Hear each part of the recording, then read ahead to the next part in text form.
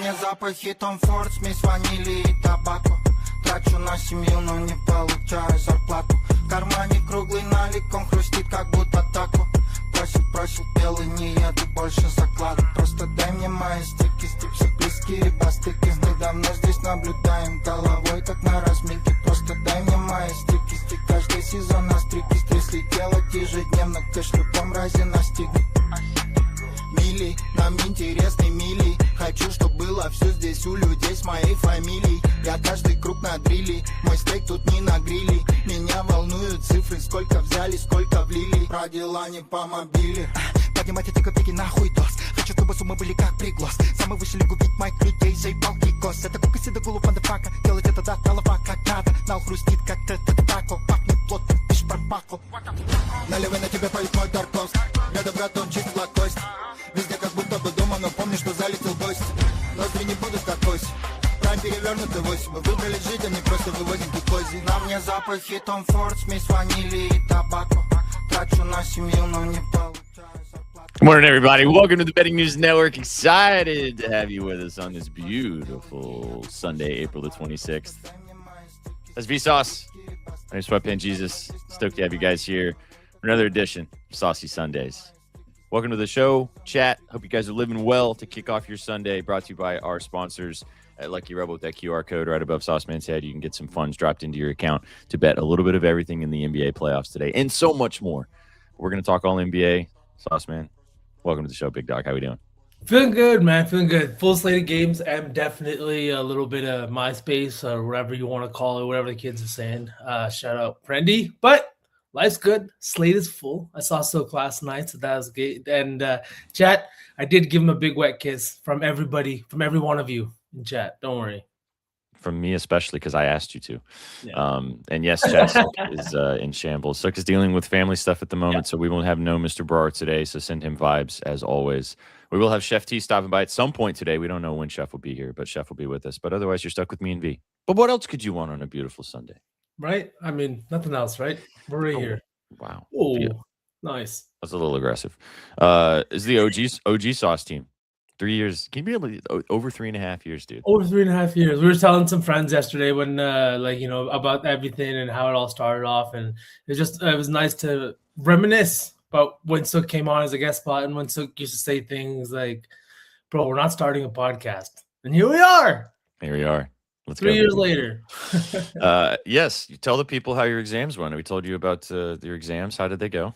Good. It feels like good. I haven't gotten the result yet. That should be coming out next week. But feeling good, boys. Feeling good, and I'm ready to win some bets. You know what I mean? And full city game. Celtics up 2-1. I was almost in shambles the other day, but everything hopefully is going to plan. And going into this week, hopefully it stays that way.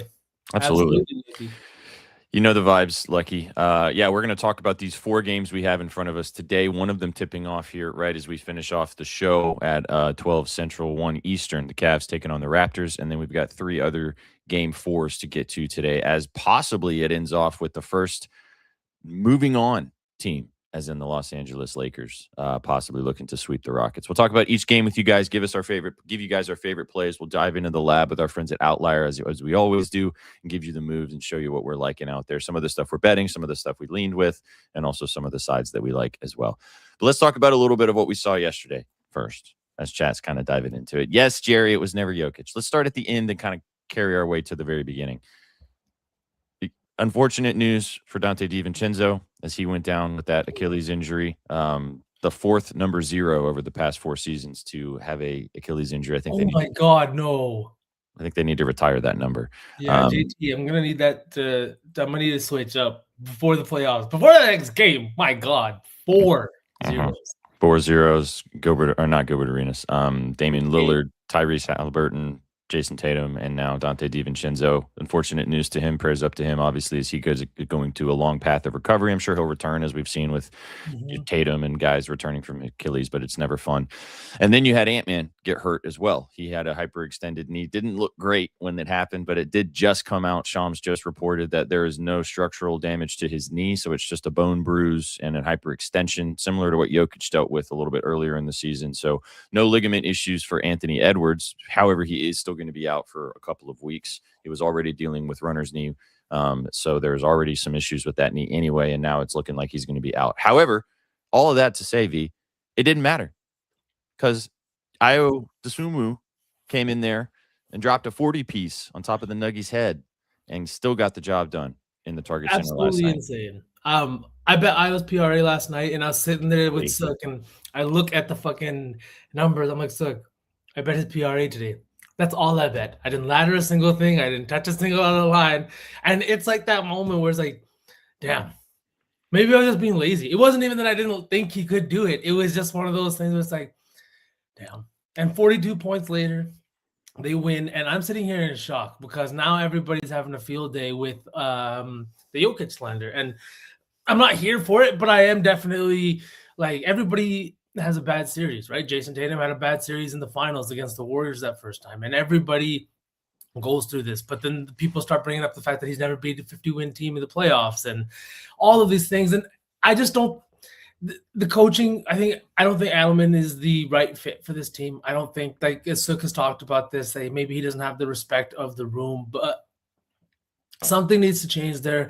Aaron Gordon's health has not been 100%. I know he left last night's game as well. I don't know what his situation is looking like, but it kind of stinks. The injuries kind of suck. We saw Jalen Williams go down for the Thunder too the other night, and he's out now week to week with a hamstring issue. It's just you want to see the best of the best here in the postseason, and just from a fans' perspective of watching these games, you want to watch these. And I mean, and since I just bring up J-Dub, the Thunder got it done that last night too. And I thought that was a situation where the Suns should have been able to capitalize this. And Jalen Green, 26 points. Dylan Brooks, 30-some points. And that's a game that you lose, right? I don't understand it. Shea had a huge game and multiple. Did he finish with 42 as well, right? Mm-hmm. It's multiple 40-point nights here in the NBA. And it just feels like two teams that didn't take advantage of a spot or advantage of an opportunity that was presented to them.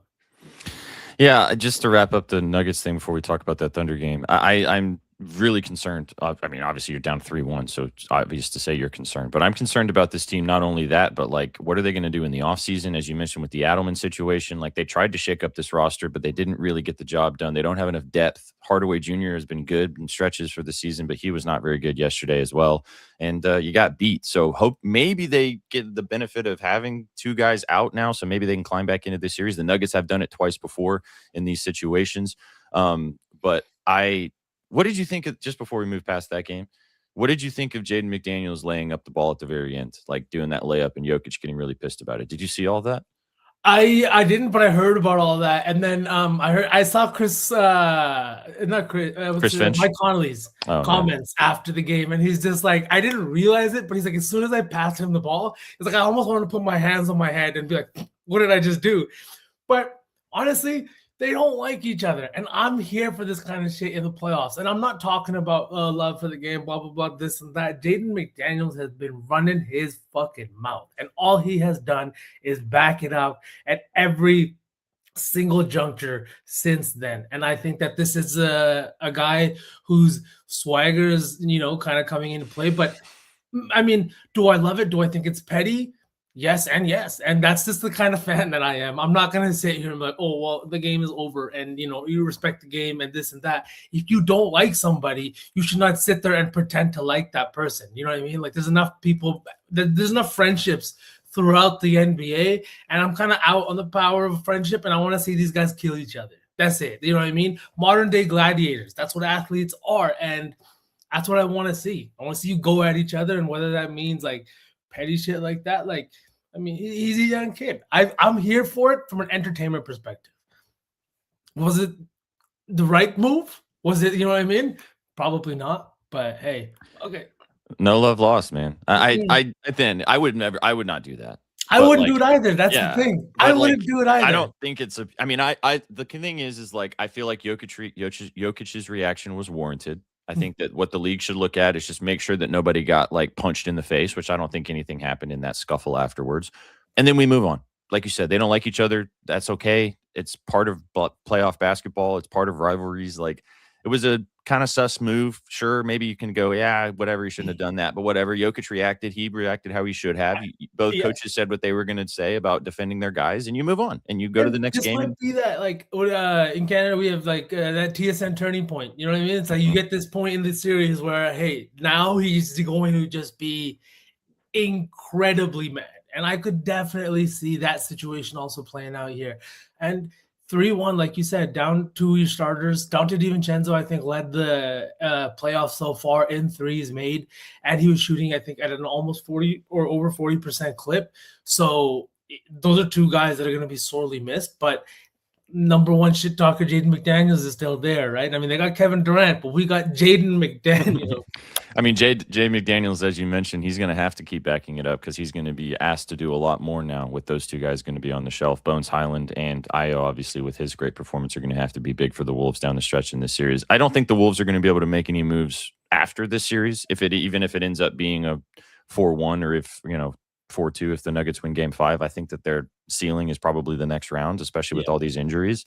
But because I think they'll see OKC. I don't know with receding. No, there is no receding, but I'm pretty sure they'll see OKC. Yeah, they play the 4-5 winner. Yeah, that's true. Okay. So one more point just about this game too. There was one graphic that really stood out to me, and it was the points in the paint allowed versus points in the paint scored, right? Mm-hmm. And you see the difference, and it was like the Minnesota's far and away the number one team, and Denver can't score any points in the paint. Like, Jokic has been an absolute defensive liability. Like, I'm just saying, the way Luka got talked about in different series in the playoffs and everything like that for the last 2 years is exactly how Jokic should be talked about after or during this series. And whether that changes or not, we'll see. And I know we've said this all the time, what he is offensively makes up for that, but you cannot be that much of a negative, because if you do have the poor shooting night like he has had through the first 3 or 4 games, then what are you doing, right? Then what are you giving this team? And I think that it's been crazy. Not in my wildest dreams. You know how I wrote about this series and how I have been writing about Jokic and how many times I've bet this guy. The numbers against Rudy go crazy, but Rudy has been incredible. He has filled the paint. He has, like, anything that was going to come from Jokic, he's done a great job to just limit the damage and really frustrate Jokic, I think. And I think a lot of it is just him thinking twice before he takes a shot, before he makes a play. And I don't know. I thought Jokic was going to eat him alive in this series from what I've seen in the past, and Rudy's held it down. I yesterday bet him, and I told you about it, and I talked about it on the show that I couldn't see a way that Jokic wasn't going to turn up for this game after all the shit talking, after how he's had a couple poor shooting nights previously, and I just thought yesterday was going to be the day, and it wasn't. Gobert figured him out and definitely has kind of kept him under control. Jamal's been good. Jamal's made a lot of shots, but there's not been Jokic hasn't been good enough, and they haven't had anybody else come along for the party. Especially missing Gordon has been bad too. So. I don't Thunder Suns, whoever. I'm frustrated with the Suns, man. You know that. I know you are too. Yeah. Booker, you let us down last night. 16 points. I mean, he got hurt though, bro. I mean, I didn't know that. Yeah, Lou Dort. Did you not see that clip I sent you? Lou Dort fucking tripped him and like stepped on his ankle basically. Oh, that's fucked. I didn't see that. I did not. Yeah. I saw you saying that, like, can we all agree? All the homies hate Lou Dort. I didn't need the video evidence to say fuck Lou Dort. You know what I mean? I'm ready. But that sucks. I didn't know that. And so, like, did he leave the game, or did he like play through it? He left in the third quarter. I didn't watch the rest of it. Again, I kind of am banning Thunder games at this point. I don't want to watch this team play.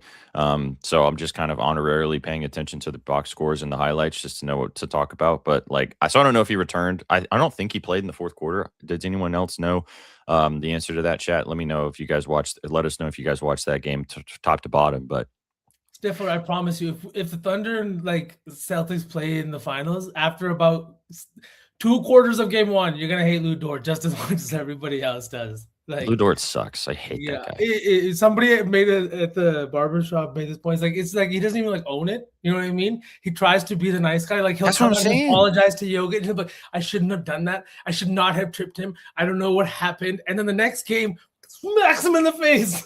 Like, I like Jaden McDaniels more.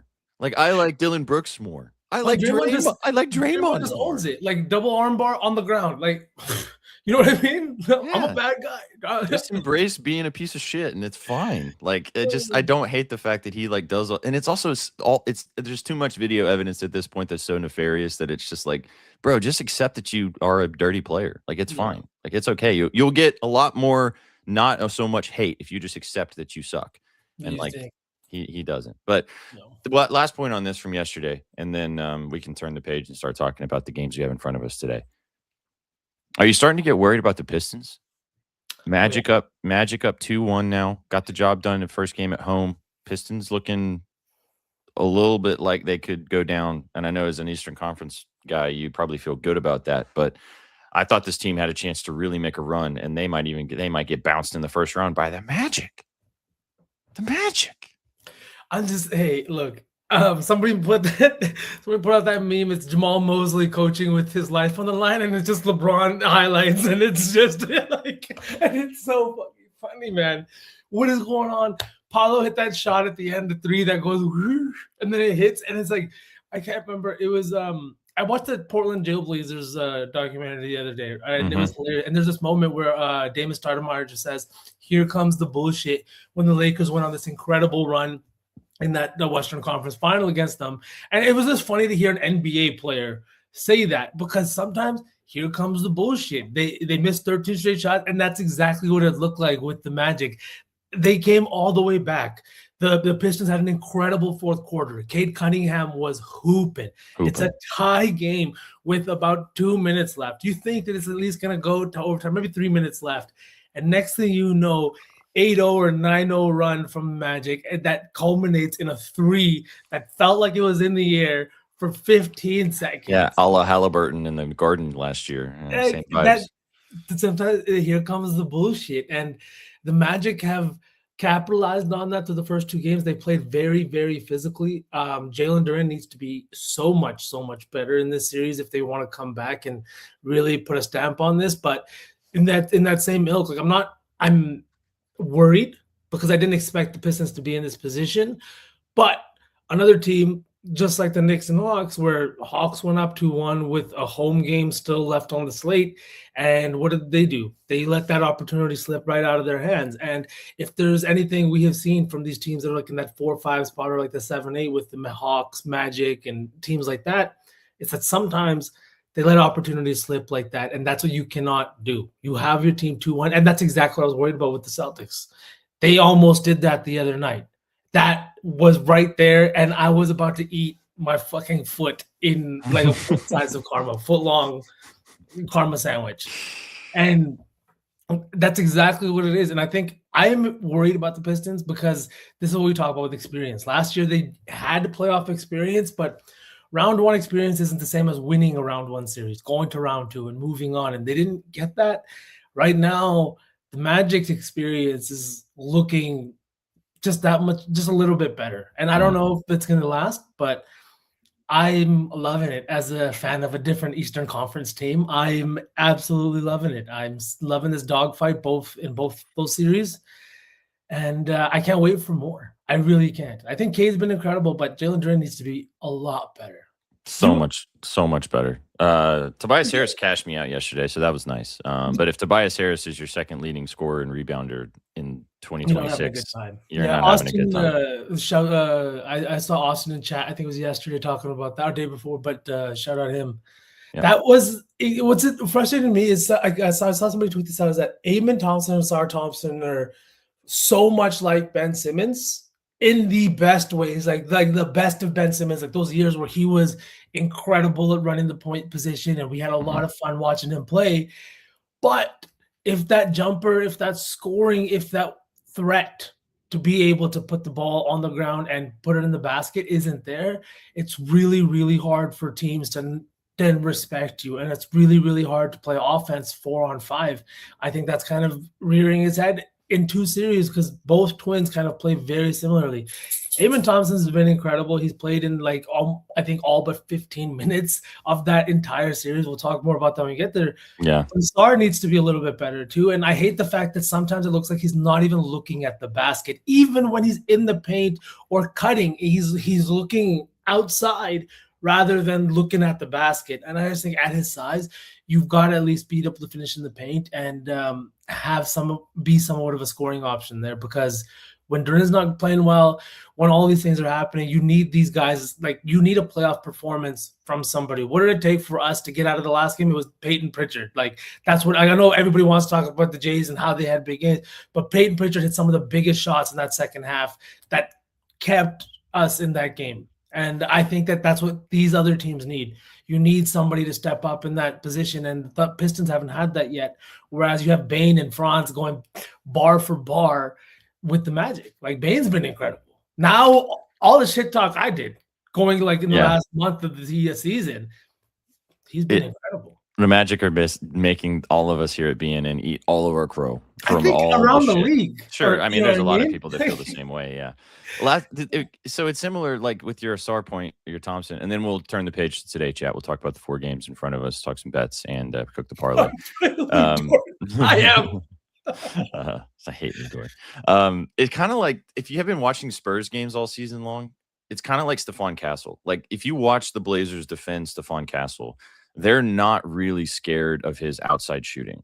But the thing about Stephon Castle from his rookie season last year, even though he was the rookie of the year, is he spent a lot of time in the offseason improving his jumper to the point where he can make 3-pointers at a 35% rate. He can be a relatively good, consistent shooter. Because, I mean, getting to the cup is what he's best at, and like finishing at the rim is what he's best at. But like, the way the Blazers have been defending him, he had a great scoring game last game because he was making shots. And like, if you give some guys like that a chance to make some shots and they take it, then you have to change how you guard somebody. But as you said with the Thompson twins, neither one of them make it consistently enough. Amon, I think, is a little bit better than Asar, but like, that is something that they're going to have to just continue to work on.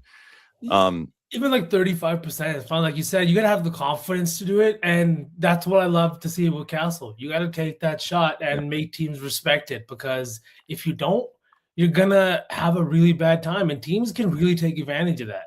100%. They should. Why not? You know? All right. Got yesterday out of the way. Huge games today, as we said. We've got game 4s that are, as we start to get to the point where these series are going to start either separating or evening back up here in these massive game 4s that we have in front of us today. So chat, let us know what you guys like as we go game by game with you guys, and we give you the plays across the entire slate. Let's get into it. Here's our friends at outlier.bet. First game on the docket, Sauce Man. We got the Cavs taking on the Raptors. Cavaliers had a 2-0 lead going into game 3 as the series turned to Toronto.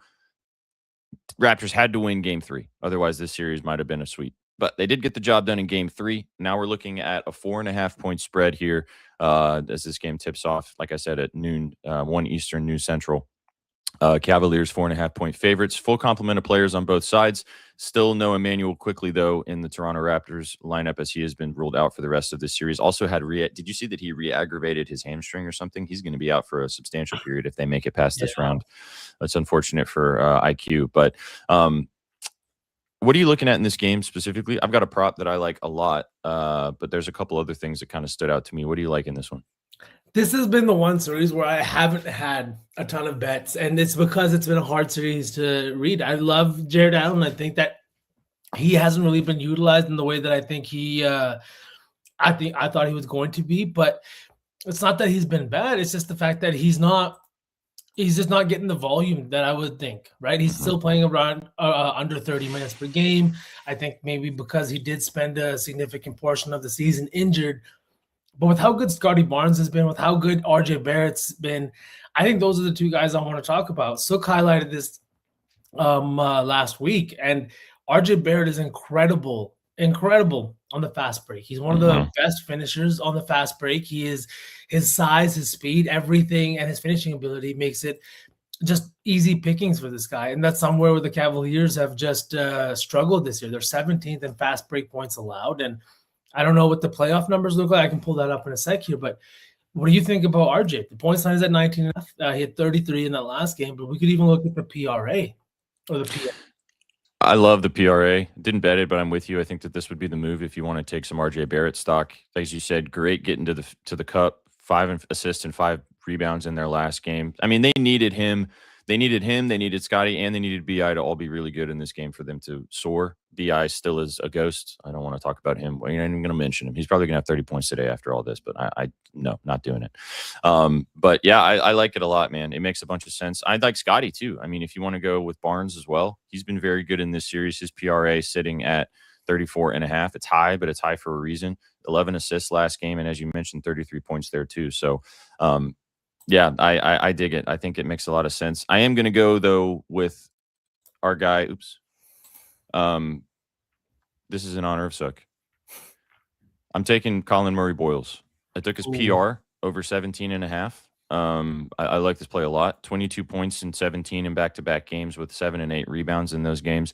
As Sook has highlighted and as we've talked about, Jakob Poeltl is technically the starter for this team, but Colin Murray Boyles is playing starter-type minutes, 25 and 28 in the last 2 games. He has a way better matchup. He's way better down low. He's way better at defending the Twin Towers as well. I know he's not huge in size, but they need his scoring. I mean, look at what he's been able to do from a scoring perspective. 10 and 15 shots in back-to-back games.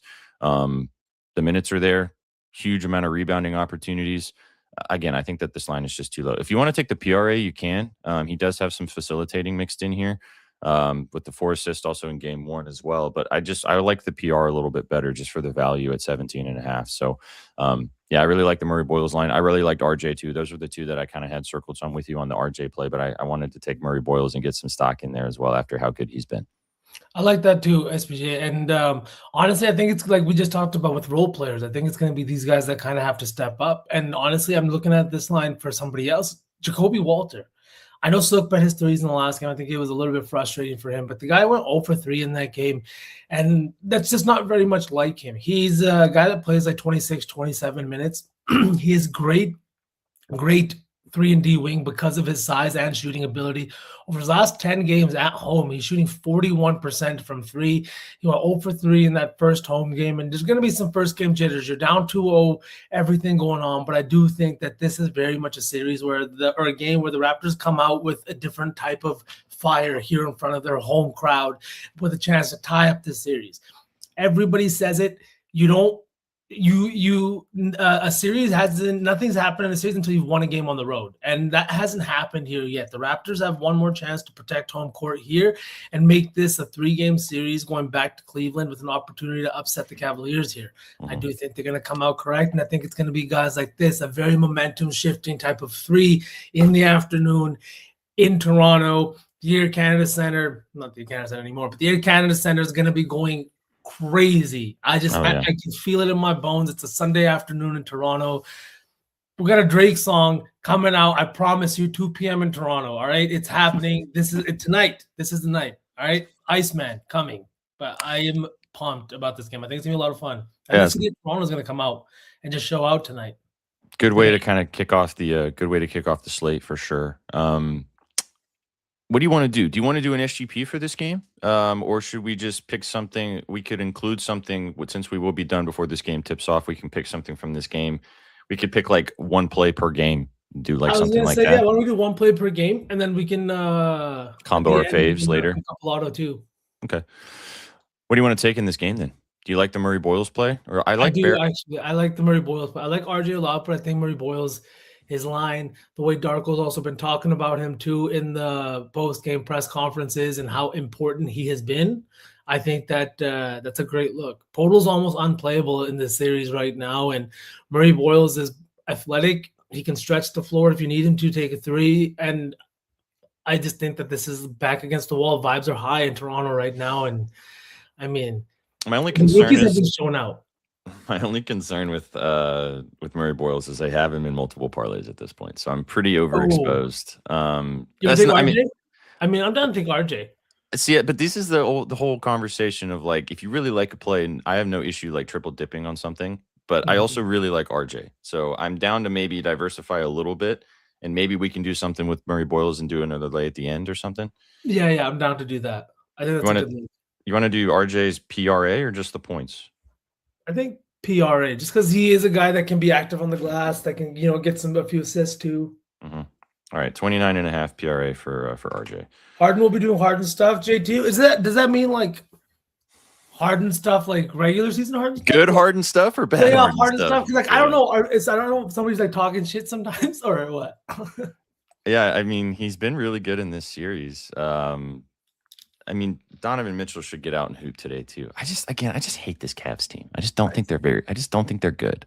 Donovan Like Mitchell made a dud in the last one after like multiple 30-point games in the first two and good hardened points. All right, JT. I mean, I could see it. Like this is the spot to do it. I just hope he wasn't at a strip club in Toronto last night. 19.5 is his points line. 18 points in game 3. 13 shots, kind of low shooting night for him. But Sunday morning at the Strippies with Harden, right? I've seen that documentary. Yeah, I mean, D-Mitch should probably bounce back too. Again, I think that either one of these guys is probably in a good spot, but I don't know, man. Kind of feels like I don't want to get involved in this game besides just a couple of props. This game feels kind of stinky, and the Raptors need to win, but I could see the Cavs also coming out and kind of bouncing back a bit and maybe even covering. Yes, Stifler, we know.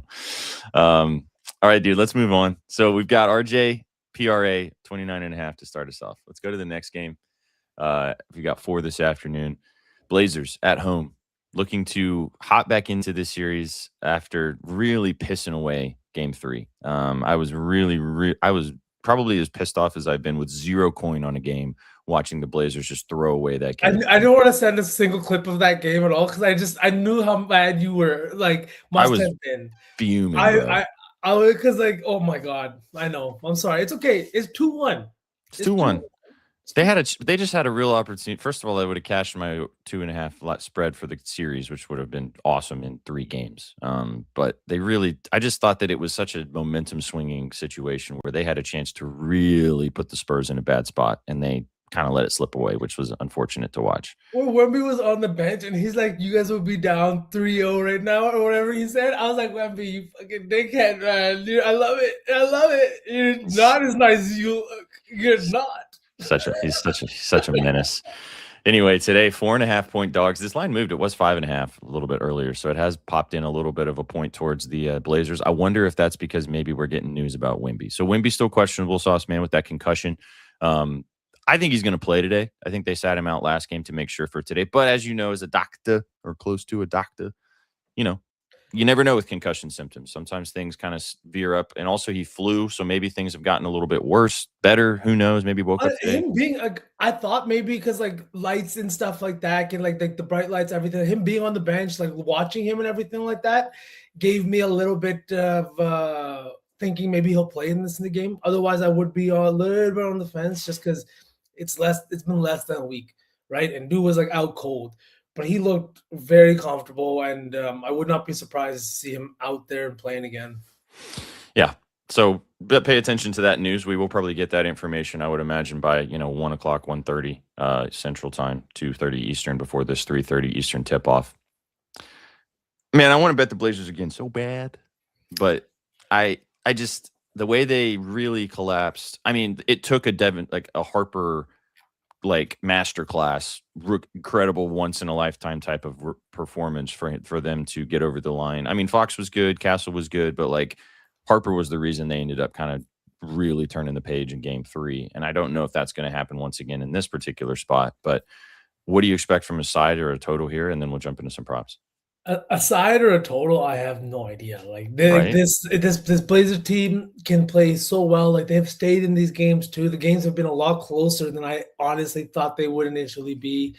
And Danny's been incredible. You have like Robert Williams, who's been incredible on that side. And despite all of the news about a shitty owner and a cheap ass running this team, I think that the Blazers have been fantastic. I think Drew Holiday is somebody I have bet through for all 3 games in this series so far, and he has been cashing me out, both the PRA and the points. And he's just been so good. He has been that vet that this team needs. And I think guys like him and guys like De'Aaron Fox on the other side, like Fox is good, but like you said, Dylan Harper, 27 points as a rookie in the postseason on the road, right? It's just everything lined up for this team to get that win in that last game. And I don't know what to expect in tonight's matchup, because I do think that when that happens, regression is my first thought, right? Mm-hmm. Just as a team too, you remove 27 points. I kind of do want to go back to him, though. I did bet him in that game. And honestly, there's been a couple of performances now over the last two days where I've watched these guys go off and I have not bet any ladders. And honestly, it's laziness, because then you got to like unit manage, and I got to know how much I'm putting in to make sure I still profit, right? And I was down bad for the first maybe week and a half of the playoffs. So you brought it back up. Guys, right? Like, clear the number. But I think it's going to be a fun matchup. I think it's going to be points scored in this one. And I do think that, like, I want to bet Drew again. The 27.5 PRA is a line that you can go to. But if Wemby sits, their paint defense just isn't the same. And that's somewhere that Drew's been taking a ton of his shots in this series. And I do think that I want to continue to play that number. The 27.5 PRA is what you're looking at, or you can take the 17.5 points at plus money. I do think that PRA tonight, just because with everything going on, he's going to be out there a ton. And even at his age, he's been fantastic. I love the other guy that you had just brought up too, SPJ, if you want to talk about Drew, but Scoot's been fantastic too. Yeah, I mean, the lines for Scoot are really weird because his points, I mean, I love the Drew play, just to round that out. I'm with you. I tweeted about him and Marcus Smart being such incredible additions for both of these teams with their experience right now and how they're playing. Like, set it, forget it, don't overthink it. Scoot's points at 14.5, his PRA at 20.5. Like, what are we doing? Like, this guy is cooking offensively. 21 points. He played 36 minutes last game. Now, Denny had kind of bad shooting nights on both of these. He was getting, I mean, the reason why I was mostly pissed off in this last game was because he was getting really aggressively fouled, and like they were just not calling it, which I get it. It's the playoffs, but like if you watch how SGA gets fouled, like give me a fucking break. But SGA, real quick, 30-second rant on SGA. I know he had a 40-piece yesterday and he shot like 12 free throws. And then at the end of the game, like after he made a big shot, he screamed at the crowd. He's like, I don't even need him. I don't even need him about the free throws. Yeah. Then go out there and don't foul bait, you weirdo. Like, just go play like that. And everybody will respect you for the great player that you are, because that is what you do best. And that's awesome. Just don't do the other shit. I was surprised to see him do that, because he's not like, not only does he like not always like show that much emotion, but it's like to acknowledge this, like dude, just play your game. Why? Just play your game. I don't even need him, brother. You have 12 free throws. Like, you have 12 free throws. Like, that's a lot. And yes, he did. He should have shot 25 with how he was getting fouled. See, this is the thing about if you just stat watch a game and you don't actually watch a game, like there's differences to how guys get fouled. Like, I know Denny foul baits. Everybody foul baits in the NBA. We've talked about this, but there's a way that you do it where you actually can get guys in positions to actually foul you. Whereas SGA just like hooks an arm and just dives like, I'm just not a fan of any of the baiting stuff, and just ethical hoops only in C's Town. Only ethical hoops. Yeah, all right. Back to the Celtics. Anyway, back to Henderson. Sorry, I just had that little rant on my chest. But anyway, I don't understand why his lines are 14.5. The PRA looks great, like you mentioned. I mean, Wemby, the question mark around Wemby is obviously making this game a little bit harder to read right now. There are props that you can kind of take in association to that. And you talked about this guy, and I'm going straight back to him. Sook talked about the assist last game, smacked. I'm taking just the PRA, though, bro. 16.5 for Rob Will. This line also makes no sense. Like, what are we doing? He's going to be out there consistently. You've talked about your frustrations with Klingon only playing a certain amount of minutes. And over the last two games, 23 and 25 minutes for Time Lord. Splitter's throwing him out there because he knows how, first of all, how good he is defensively against the big men down low, his activity offensively, and his relationship with Denny. I mean, when he's out there, those pick and rolls with Denny are really lethal because he's actually a little bit of a better jumper and finisher in comparison to the 7-2 Kling Kong in that regard. So I just think they're going to keep utilizing him in the same way. The PRA feels way too low to me at 16.5. I really like this. I know Sook would probably be all over this play as well if he was here with us. Yeah, like you mentioned it earlier, I just think this line's too low. I agree with you. I think that some of I think these are just lines that are going to be a little bit harder to set even for Vegas because they don't know what's going to happen. Like Klingon could catch fire and he could see a huge increase in minutes. But what we have seen is it's harder for them to match up defensively when Klingon's out there on the floor, which sounds insane to think when you see his size and what he brings in the paint and his shot blocking ability. But Rob Williams' lateral movement is the kind that you see with a guy like Bam Adebayo. Now, they're obviously not on the same level, but there's only so many guys that can move at that size and speed, right? And that's something that Rob's done in this series, and it's exactly why Thiago's been going to him time and time again. I think the same thing with Scoot. I think that he's the benefactor of the fact that defense is zeroing in on Denny, and that they are like, it's not going to be Denny. That's how I feel like the Spurs have been playing this series, even with the level of physicality that they handle him with. And if they foul, they foul. Yes, it hasn't been called maybe in the ways that Denny would want in these last 2 games. That could change, but I do think Scoot's just the benefactor of softer matchups. Like he might be matched up with the Dylan Harper, and Harper's great, 27 points, but he's not going to guard your best player, or he's not going to present the best defensive matchup. I think that's why. Watching those dudes also gab at each other during that game was pretty entertaining as well, because Harper was not shying away from the smoke, and Scoot can also scoot. Somebody posted that meme where it's like it's a coming in Inception where he like wakes up, and it's like Scoot Henderson remembering he used to be in Wemby combos, and it's like that's funny, dude. I mean, we talked about it on the show. And you know who? I mean, this is just back to this point real quick. I mean, we've talked about this a bunch. Like, this is the way that they do it. And I think the NBA finally is eventually realizing, hopefully they end up doing something about it, but we'll see. I just want to bring this up from chat because Austin brought this up.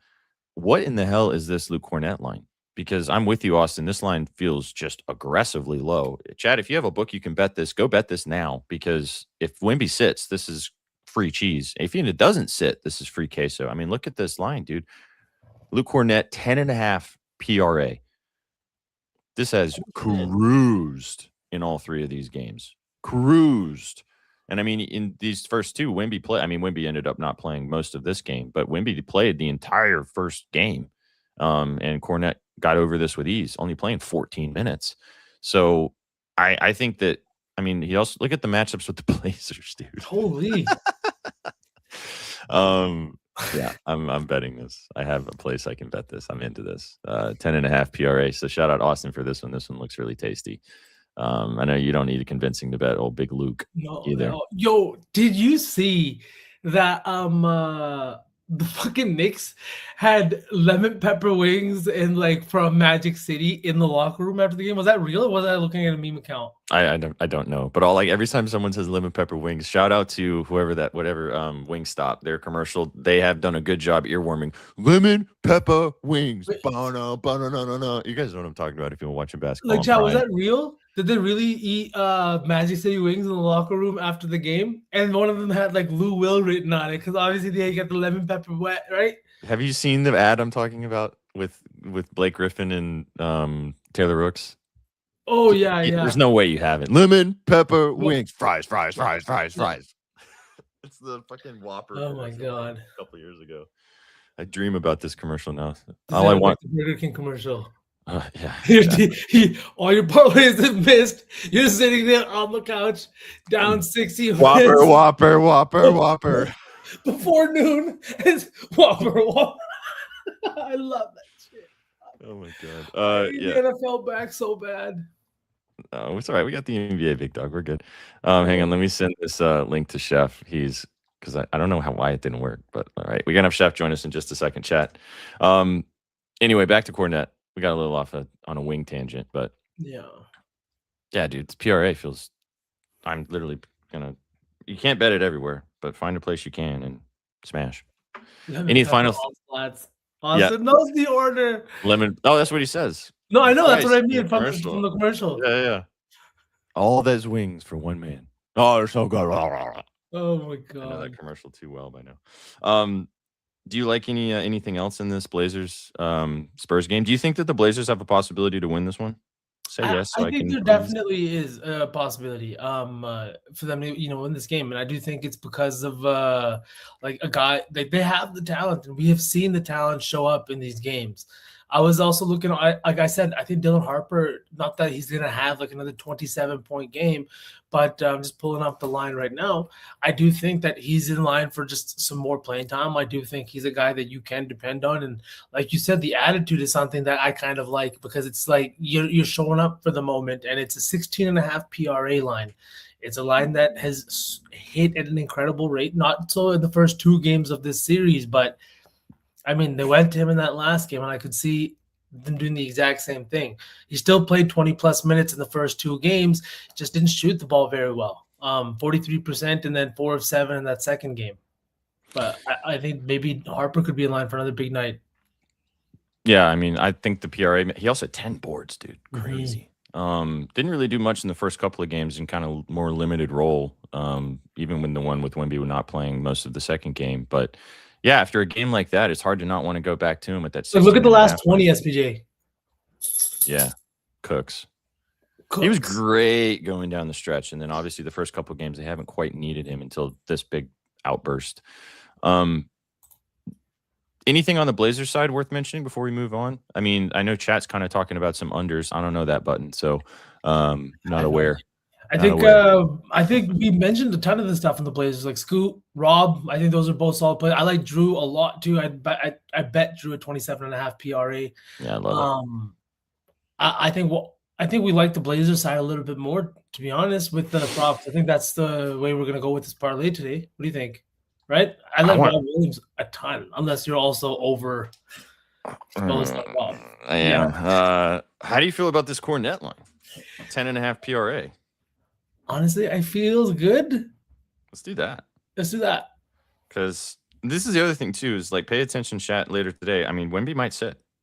It's been less than a week since he was concussed. So it would not be like a stretch for him to sit. Danny Andrew, I don't like that button. I get it. I do. But as Embiid just said, there will be a game that he will probably go off. I'm also just saying, if the NBA loves cinema like we have seen through the first 2 weeks of this, maybe we see some increased free throw attempts for your boy. Hey, series get extended all the time. I think it would be fun for this series to get extended as well, and I'm also biased because I really want my 2.5 to cash. So, who's this handsome fellow? We've got it. All right, I'm gonna add Cornet 10.5 PRA, and then we'll move on to the last 2. But let's bring Chef up. Chef Ray. Right. What's up, goats? Can you hear me? Oh yeah. Yes, brother. How you doing? Sometimes I'm in my comfy home and I have time, and sometimes I'm on the road and I have 0 time. Is the latter. Love you for making it either way, though. Yeah, absolutely. Give us the quick chef team menu of the day. Look, looking fresh in the car. What are the moves that you like across the board? Scoot. He's been fantastic. Scoot. He's gonna get those starter minutes, right? Mm-hmm. Yep. Scoot. And Braun, RA, got to go. Are we thinking Lakers in is Reeves playing? We don't know yet. He might. They said the plan was if he doesn't play game 3, he's gonna play game 4. But again, shoot around everything is they'll have to leave it up to that. I could also just see them sitting him and be like, "Yo, let the boys handle business, and then we'll have a week off, and then you know what I mean." But hey, Lakers. Why would you play him? Why would you play him? Give him some rest. Shit's been working. We just talked about this 2 days ago. We talked about this exact scenario 2 days ago. Sit his ass. Let Braun, let Smart, let Kennard do it. That's been working, and get on to the next round. That's it. I don't disagree with you. I think maybe they also just say this, and maybe he ends up not playing tonight. And if they lose, God forbid the Rockets get out there and play decent basketball today, and this game goes back to LA for Game 5, I could see him returning for that game back at home. But I agree with you. I don't think they need him. Yeah, I think they can win this game without him. So we'll see. That last game was fucking. They don't. They absolutely don't. We're kind of your connection's kind of choppy on us as well. So just keep talking. What else you like? I mean, that's kind of it. Scoop points, Braun, RA.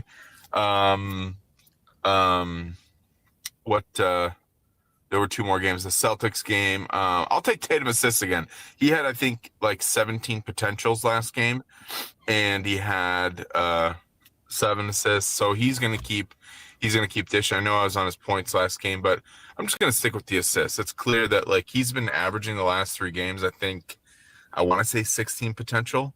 I want to say that. So we just got to get those guys to make their shots and so yeah, give me Tatum assists. Other than that, tons of MLB, but that's for that's for not this show. Right? Check out the hub though, chat, and not the hub you're thinking of. Chef's Hub. Chef's Hub. The home run hub. What's your one guy? That hub. Check out my hub. Yeah. Flip flop tabs. There you go. Just kind of keep them both open. Once the flow returns up here, check out the home run hub. Home run hub. What's the moves? Right. What's your favorite home run bet before we love you and leave you? Oh, there we go. Thanks. I like Jose Ramirez today. I don't have the stats in front of me, but he's the top pick on the hub. I got the stats in front of me, from the right side, and he's Sorry, keep going. Go for it. I should not have interrupted. Well, he'll be batting from the right side against. I'm trying to think of the name of the starting pitcher, but number one, the hub. He's got a fantastic matchup. He's been seeing great from the right side. And everything is working in his favor. So I think he launches when we hit Riley Green the other day when I came on the show. That was first at bat too. I thought it was going to be a laser, but it was not. But free, it was free. Yeah, so that's what I got. Love it, buddy. Well, it's great to see you. Thanks for stopping by for a few minutes. I know you only have 10, so giving us a good portion of it is awesome of your free time of the day. Love you, dude. Have a great Sunday. Enjoy the rest of all the baseball, hey, boys. Basketball, and enjoy whatever you get into. Appreciate you, man. Thanks, boys. Love you, boys. Bye. Later, big dog. What a goat. Absolute goat. But yeah, absolutely. Jose Ramirez, chat. Go bet that guy because the conditions look wicked. He's fucking, the swings are insane. He's going up against Patrick Corbin. That was the pitcher that Chef was trying to think of. Very forgettable. Very forgettable guy. All right, let's swing back to basketball. 2 more games to get to, Sauce Man. We've still got a little bit of time as we joined you guys a little earlier today right here on the network. So I hope you guys are enjoying the show so far. Drop a dub if you guys are having fun talking NBA and a little bit of baseball mixed in there as well. All right, let's move to your lads. Celtics looking to take a dominant 3-1 lead today against the 76ers. Same exact spread we saw in the last game, 7.5 points is the spread, 213.5 point total. Full complement of players on the Celtics side. However, definitely worth paying attention here. Joel Embiid, doubtful as we listed, but the last 2 games he's been out completely. So they are moving him up in the rankings of possibly being available. I don't think he's going to play again. I don't think he's going to play Sauce Man in this game. But what are you kind of thinking as a whole here? Do you think the Celtics cover again, even though they're covered by the skin of their teeth last game? Or do you think that maybe the Sixers keep this one frisky? I honestly think the Sixers have been frisky in this series, man. Tyrese Maxey has been almost unguardable. VJ Edgecombe has been great. Andre Drummond's hitting the threes and stressing me out. But this is just one of those games where back against the wall, you lose both home games here. It's going to be super fucking tough for any kind of comeback. Not to say that I think Philly wins, but I do think that they come out fighting and they come out swinging. This is 2 teams that have played each other a ton over the last few years, and these exact rosters actually have played each other a ton. I think that also one of the guys that has coached against the Celtics the most in the last few years is Nick Nurse, both with the Raptors and with the Sixers.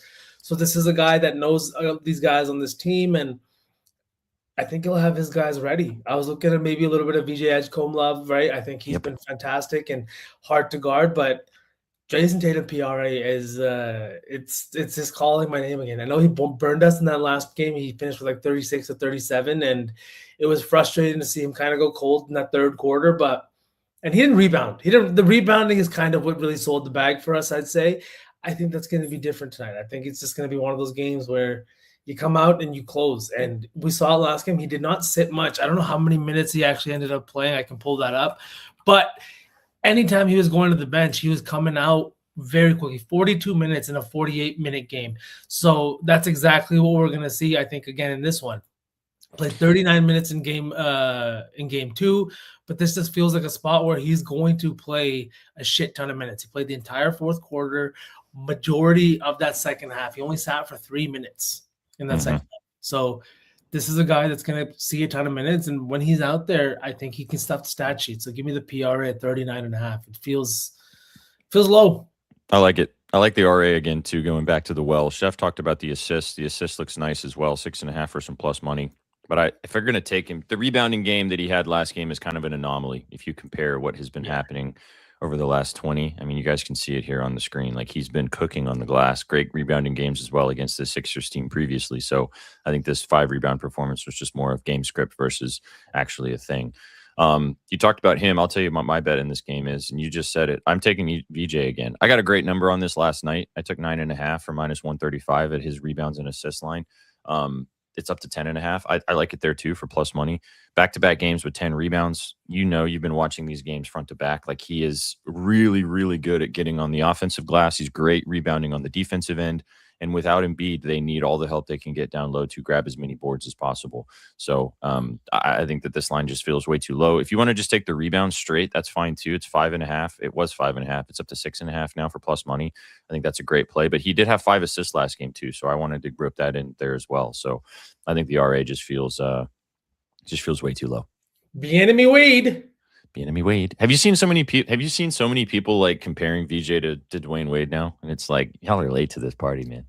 Honestly, man. Super late. Super late. All right. Any love for JB? He was really good in last game. Stifler, I'm just tempered in comparison to these guys that just want to. Stifler, anytime I got Sook alone last night, I was talking his ear off about the C's. I was probably the worst, but he won't. He's not here to tell you that. That's why Sook called in sick today, Chad. He couldn't handle it anymore. I honestly could see the 3 again if you want to go that way. I mean, like in game 2 when they got that win, he had his handprints all over it, right? Now, Adam Bona had a fantastic game in game 3, right? He was playing big. He had a few huge blocks, but he was in foul trouble for a majority of that game. So I don't know what Drummond's minutes are going to exactly look like. And again, 6 of his points came in that final quarter with 2 of those threes. So it's not the most confident play, but I do think that he could have another big night at 14.5 PR. The points even, dude. It's 6.5. 6.5, right? Jesus Christ. The three is a fun sweat, but he really like takes 2. So like you are just hoping. He took 1 in the first game 2. And then he took 2 and both of those came in the fourth quarter, man. Like they were just like it was not in the game plan. It was broken plays. It's also like the value is gone now. Like plus 125, like that is shitty value for a guy that's going to literally take 1 to 2 threes. You have to hope he shoots 50 to 100%. Like that's absolutely that's shit. Absolutely.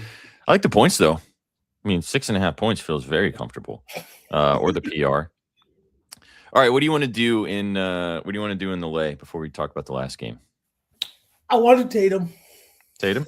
Yeah. PRA? PRA. I'm going down with the ship. Love it. Love it. Nope, I'm good. We're good. Okay. Chat. 39.5 PRA for Tatum. Right. I think you guys should win. Oh, we fucking better. I do think though maybe the Sixers cover. I think you got miracle cover last game. Maybe this is the game that Boston does kind of blow them out, but I don't know. We'll see.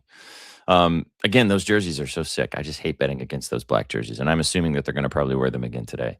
Why not? Why wouldn't you, right? At this point, yeah, just keep those as your kick-ass home jerseys. All right, man. Last game of the night. The Lakers looking to complete the first sweep of the postseason. Obviously, the Thunder and the who's the other team that has a chance to sweep? Thunder. Just the Thunder, right? Is there another team that's up 3-0 at this point? No. All right. So the other team that obviously can complete the sweep before the Thunder can. The Lakers, 4.5 point dogs again against the Rockets in Houston. We don't know as we sit right now, Sauce Man, about Reeves. We talked about that. We don't know right now as well about Kevin Durant. Still dealing with that ankle injury. He is currently a question mark as well. I'm going to lead us off, dude. How in God's green earth can you feel comfortable betting the Rockets? Now, they're probably going to win this game, but they should have won last game. And the 8.5 was a gross, disgusting line that should have never existed. Obviously, the KD news kind of changed that one, but the Lakers was always the move there. Do you feel comfortable with the 4.5 points with the Lakers? Do you feel comfortable with the Lakers completing the sweep? What do you like from a side here? I think if I'm taking it, I'm taking the money line. I think that the Rockets don't inspire me to win a close game, and that's exactly why I would lean with the Lakers here to get the job done. I think the Kevin Durant situation is super weird too. If he plays, it doesn't seem like the team is meshing. We saw the Jabari comments from before Game 3, and it just kind of made me feel like, is KD really, really hurt, or was this a situation in which the team just didn't want him out there? You know what I mean? And I don't want to invent a story or anything like that, but with all the turmoil, with everything that's been going on with this team during the regular season here, with the burner phone, with all of these things, and then you have a game the way that you did last game where you almost won it, and yes, maybe having KD to close that game out would have been what you needed, but I just don't know anymore, because it seems like Ime is done coaching this team. He's taking timeouts and he's just fucking standing out there at half court until the timeout's over. Like, I don't know if he's looking to make a point or what he's doing. He's throwing his team under the bus. He's blaming the players consistently. He's taking zero accountability. So it just seems like he's done coaching this team. And it really makes me think as to how this guy and how this team is going to respond, right? Alpi is sitting in the coach's seat trying to will a few of these guys to help close this game. All of these guys are under the age of 26 years old. All of these guys have next to no playoff experience. I don't know. The Rockets look dead on arrival. Is how I see them right now. And it's LeBron's not the guy you want to see when you're in a position like that. Nope. Again, if the Rockets probably win. And then as the chat saying, the Lakers complete the gentleman sweep in Game 5 and just blow them out in crypto. I just was about to bring this up, Embiid. Just so Marcus Smart, 4.5 assists, Sauce Man. What are we doing? Am I missing something? Yes, I understand that Reeves might play, but even with Reeves returning and playing, I don't think that you would want Smart. Like, Reeves is not a point guard. Like, I would not think that Reeves would come in and just automatically be a 1 point guard for the rest of the game. He's also probably not going to play the full game. I doubt he's going to return and play 30 minutes. This line feels way too low. Way too low. I honestly think that even if he does play, it just represents more assist opportunities. Exactly. Someone else to knock down shots. Yeah. Even the RA at 7.5 feels really nice too. I know he had 4 rebounds in that last game, 2 and 2 in the first 2, but like, we have been talking about it. DeAndre Ayton has not been doing what he needs to do on the glass. And like, if you want to complete the sweep, you need guys that are going to do the grimy stuff. I love the RA as well. I love the assists at 4.5. I think that, hey, Marcus Smart's a winner.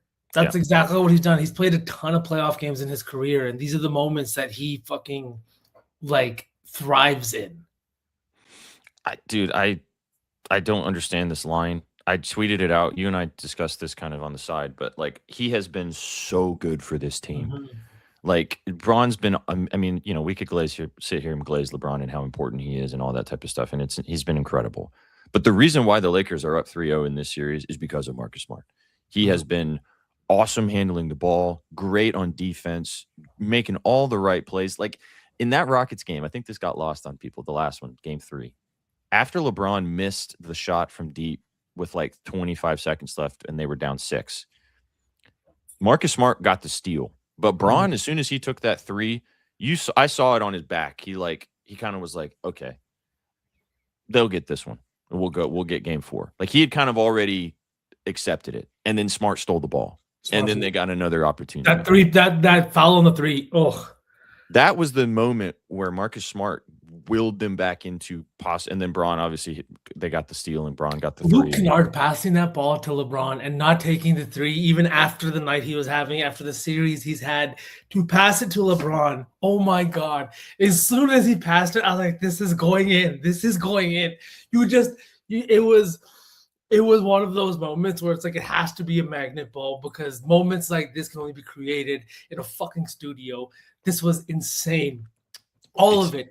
Cinema. It was just, it was so much fun to watch. And I have been having a ton of fun, unfortunately, cheering for LeBron and the Lakers. And they have just been thriving. And the Marcus Smart experience is something I'm glad that everybody gets to experience, because watching him kind of just in Memphis the last couple of years and just, you know what I mean, not really seeing and being able to impact the game in the way that I know he's capable of. It's been so much fun to watch him do these things that I got to watch him do in a green uniform for so many years. But this team is good, and LeBron, I think PRA. I think Rui was so good in that last game, and I don't know. There's this moment on the bench where they're sitting there, and I think they're like, it's still like early in the fourth quarter.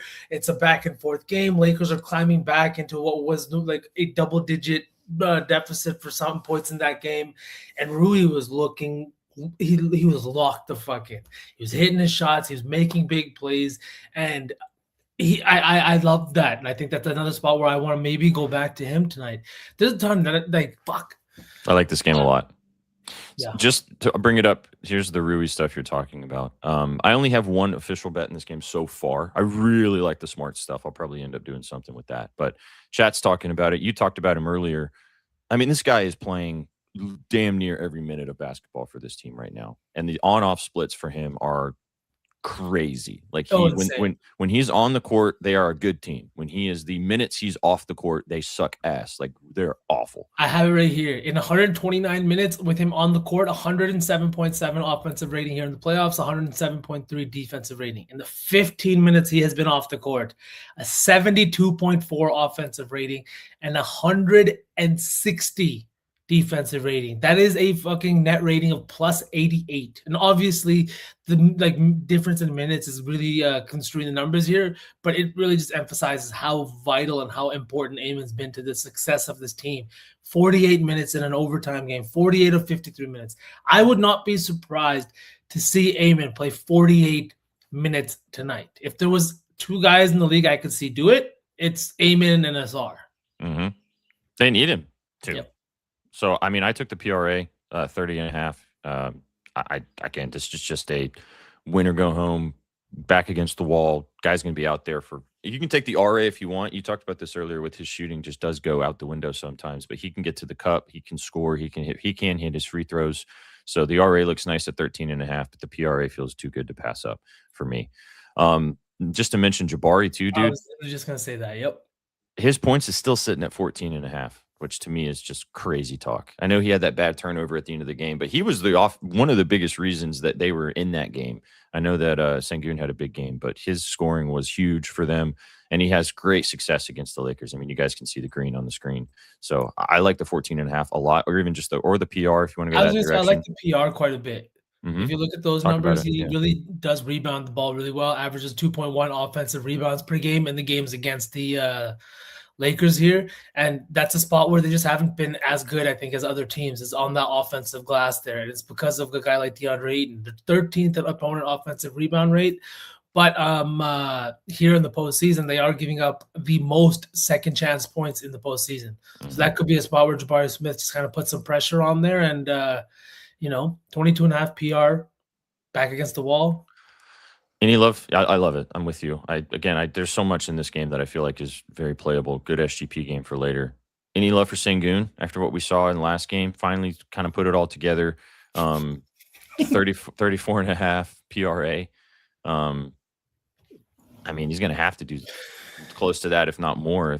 These are also like, if you think KD's not going to play, like take these lines now, because all these are going to change later if KD ends up sitting. Bro, the Alpi slander on the timeline is fucking all time, and it's whack, but it's hilarious. I'm here for the NBA memes, and he needs to be better. I think he really does need to be better. He had a good game in that last game, and he was great, and that's exactly the kind of Alperen that we want to see, and that we have been sorely missing, I think, at a majority of this year. Yes, he's averaging career high numbers, but I think with the trajectory that we thought he was on, he's kind of underperformed, but this is a big moment back against the wall. You don't want to get swept. I don't give a shit. I don't think that anybody wants to get swept, especially this guy.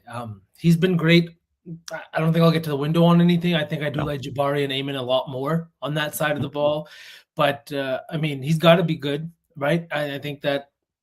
Do you think that if the Rockets don't make the trade for KD, and they keep Dylan Brooks and Jalen Green, not to say that they would beat the Lakers, but do you think they would have had a better season? Or you think Ime is – because, I wanted to respond to Ma, actually, too, from chat, because he was saying what accountability – I don't know if he's being sarcastic or not, but Ime took no accountability. There was no game plan. He wasn't coaching these guys. He was taking timeouts and throwing a fit at half court, trying to prove a point to his own players. He's talking to these guys like they have years and years of playoff experience. Yes, they don't, and yes, they have to show up for the fucking moment. But you are not doing anything to put them in a spot to succeed, in my opinion. Reed Shepherd minutes, you have done nothing to be able to hide this guy on defense. I don't know. You have JJ Redick that has Luke Kennard looking like a fucking brink level all-star. And then you have Ime who can't do anything with Reed Shepherd. I don't know. Frustrating to me. And this is the wrong time of the season to try to use like these types of antics to make a point to your team. Like, and you can't even say that you like last season was the season that they thought, okay, the Rockets kind of got over the hump. They're a young team. They got some experience now. They'll come back this year. You can't use the same excuses again this year because it's been another season. Yes, it's on the players. The players have to get out there and perform. They have to go and execute what you're asking them to do. But at the same time, if it doesn't work out, the coach can't go, well, the players fucked it up. Like, they didn't do their jobs. Like, I don't know. They're young. Like, what do you want me to say? Like, that's bullshit. Like, you got to be like, yeah, okay, we didn't execute well enough. I mean, JJ Redick in the locker room, I don't know if you saw this or not, but JJ Redick in the locker room said, listen, we're tired, but the coaching staff, we made some mistakes. We didn't do the right things in down the stretch and in overtime, but you guys rose up and you guys made some mistakes, but we all rose up together and we got the job done. It doesn't matter.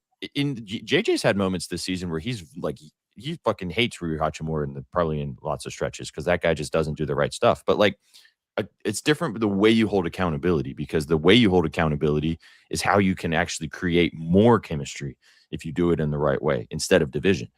It seems like Ime knows he's going to get fucking fired. And so he's like, whatever, screw these guys. I don't care. When you like watch guys like Mark Dagnall or like freaking Will Hardy or a guy like these guys are coaching their teams. They're calling plays. JJ Redick, they're out there calling coverages. They're calling defensive schemes. They're doing all these things, and Ime's not doing that. I mean, it's clear as day. He's not doing that. He's more a la hands in his pocket Darwin Ham than he is fucking, like Dagnall Missoula. And Joe Missoula saved my life. So yeah. Once again, just to wrap this up, and then we'll cook the parlay, and then we'll get out of here and let you guys enjoy your Sunday. I just I can't. There is no bone in my body that wants to bet the Rockets. No. Do I think they probably win? Yeah, sure. I think Marcus Smart 4.5 assists is a good last leg too. Or the RA. I did like your RA angle. I like the RA too. I think that he's going to be very active on the glass. That's what wins basketball games is defensive glass and offensive glass and second chance points and the gritty, grimy stuff, especially when you're trying to complete a sweep. I think that game 4 at the end of the sweep is one of the hardest games to fucking win as the team sitting 3-0. You know what I mean? It's not often you see it. Gentleman's sweep is way more common. I just think it's going to be a situation where if you want to close this team out, you need these intangibles. So I love the RA. 7. All right, as I just mentioned that, I feel like maybe we just take the assists. I mean, he's 7+ in 5 straight games. If he ain't getting 5+ assists, he ain't hitting his RA. I mean, I would hope not, right? You know, 7 rebound a game incoming. Kennard PRA too, I think, is definitely a vibe. I like Kennard's PRA. Just because you know who mentioned him in chat. We love you know who. Marcus Smart, 5 assists. All right, man. So chat, here we go. This is kind of the saucy 4 that you can just sweat throughout the whole day. We'll finish this off with a little sprinkle of some lotto fun, and then we'll let you guys go and enjoy your Sunday and enjoy the basketball. RJ Barrett, over 29.5 PRA. Luke Cornett, over 10.5 PRA. Jason Tatum, over 39.5 PRA. Marcus Smart, over 4.5 assists, plus 1,000. Feels good. Plus 1,000, 4 legs. One guy to do one job in each game. One guy, one job, each game. That's all we need. I love it. I'm with you. Let's do it. Bang. There's your saucy 4. It does seem way too free Embiid, and that always is terrifying. But all right, now let's get cheeky with it. No. The last time you and I were alone and we got cheeky with it, we smacked. Let's do what we did last time. 2 legs. Just 2 legs. Something really spicy and juicy. Something really spicy and juicy. Bossy juicy. Spicy juicy. I mean, smart assist feels kind of, since we're here right now. Yeah. Do we take it to like 8? Even 7. 7 is plus 265. That feels good. Okay. Smart 7 assists plus 265. What could go wrong?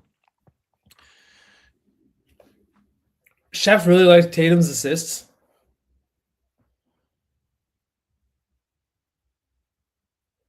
But that's a lot of doubling down. I like it. 7? It's plus 110 for 7. No, we'd have to go higher. That's the problem.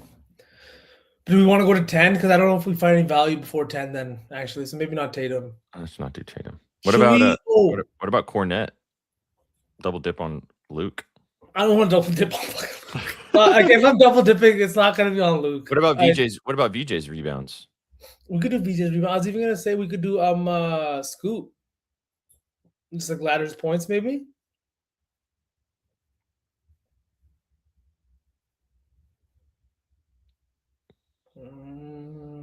Hmm. 20 plus is plus 255 for Scoot. I mean, Denny for 30 is plus 320. Had it in game 1, just hadn't really had good games the last couple. Drew's assists also could be interesting. What about Drew for 20? Plus 140. Didn't really get the job done. And bookmakers. Chat. Robert Williams 8 boards, Ma? Really? There's so many things. Let's just, all right. I know I said 2 legs, but let's do 3 so we can kind of like scotch down a couple of things. Okay. Harper 15 points is plus 280. Hey, that sounds like fun. That sounds like fun. I can get down with that. All right, I can get down with Harper 15. Especially if Wimby sits. Yeah. Do we still go with another leg then, or that's plus 1177. Maybe do one more just to make it a little spicier. Then do we take Tatum at 7 assists, like a plus 110 last leg? Plus 110. I don't know if this is just me, but staring at plus 110s next to plus 200s is always just gross. Yeah. Cale McCarr the other day sold Betsky and I's 4-legger because on a minus 280 leg. And disgusting staring at it. Ugh. Yeah. All right, then should we go with BJ? His is 7 assists, 7 boards is plus 100. It's kind of gross too. What about Tatum for 30 points? I don't want to double dip on Tatum. We already have him in the other leg. Let's try to diversify a little bit. What about Amon? Do we ladder his assist or something? Or maybe the rebounds if we think he's going to play a ton of minutes? We could go back to Murray Boyles and take him for 15 points. That one feels risky. I honestly, I was not even looking at that first game because I was like, I don't want some bullshit in the 1 p.m. fucking, or in the, you know what I mean? 1 p.m. in Toronto. All right, fair enough. Damn, Tim wants Scoot for 20. We did talk about that. Maybe Scoot for 20 is the move. So you want to do that? I'm down. Yeah, but we just said it too. Scoot and Harper going at each other too. I'm down for Scoot. Plus 30. What's the plays? We'll rattle them off real quick, Shada. Just a second. Yeah. All right, so here's a little cheeky 3-teamer if you want to ride this. Harper for 15 points, Scoot Henderson for 20 points, and Marcus Smart for 7 assists, plus 37-32. That feels good, man. Feels good. That feels nice. Spicy. Okay. So there's that. The Saucy 4, if you would like to tail, which is the parlay of the day that we like a lot, is RJ Barrett over 29.5 PRA, 1 play in each game. Luke Cornette over 10.5 PRA. Jason Tatum over 39.5 PRA. Marcus Smart over 4.5 assists, plus 1,000. And then straights. Sauce, what straights do you have you want to list off here? Yeah, I got Jason Tatum over 39.5 PRA. That's one of my favorite plays today. In the Blazers game, I got Drew Holiday over 27.5 PRA. I am also taking some Dylan Harper action on his PRA in that one as well. And then lastly, in the last game, Marcus Smart. I have the RA in as a solo play, and then I think I'm going to get to the window on Luke Kennard's PRA 20.5. That feels like a good line and how vital he's been. And I do think that Austin Reeves news like you said, even if he does play, I don't think he's going to play a ton of minutes, but up 3-0 with a chance to close it out here, I wouldn't be surprised if they just allowed him and afforded him the rest. So give me the PRA for Luke Kennard. I take it. I'm in Colin Murray-Boyles in the first game, 17.5 PR. Robert Williams in the next game, 16.5 PRA. Go Time Lord. VJ Edgecombe, got a good line here. I do like the, I think his name actually has an E on the end too. I like the 10.5 RA if you want to go up that direction as well for VJ. And then in the last game of the night, the guy who's going to play 47 million minutes, Eamon Thompson over 30.5 PRA. But I like a lot of these plays too. We talked about a bunch of stuff that we like across the channel today. Also added Luke Cornett, shout out Austin, over 10.5 PRA. The line's just a joke. Good stuff, dude. Yeah. Go get after it today. Enjoy the Sunday. Chat, thanks for being here right here on the Betting News Network. If this is your first time tuning in, watching us on YouTube, on Twitch, on X, wherever you're consuming this content, we go live every single day. Give us a follow, like, and subscribe to the channel, and we'll catch you on the next show. We might have no plays off. I know I teased that it was going to be today. The guys are going to go live tomorrow. We'll be back. V and myself will be back tomorrow with Danny Burke on Betspresso for the good, the bad, and the ugly. And Shaggle Bets returns. Shaggy Bets is back tomorrow. The morning spread back on your morning menu. And Shags is going to be eating Canes for a week, big dog, because the Canes swept. So, chat, make sure you guys go in there and tell Shaggy how much you missed him, because I know he'll love that. He's that guy, and excited to have Shags back with us tomorrow morning. You guys came to the winners. You stayed for the vibes. Big shout out to Lucky Rebel, our sponsors, and Outlier.bet. Go check out Outlier for a free 7-day trial. Everything we showed us today and so much more on the app and the desktop version. Get involved there, and obviously go get some funds dropped into your account with Lucky Rebel with that right over there. Appreciate you guys tuning in. Came to the winners. Stay for the vibes. Have a fantastic Sunday, and we will catch you on the next one. Take it easy, chat. What you know about rolling down in the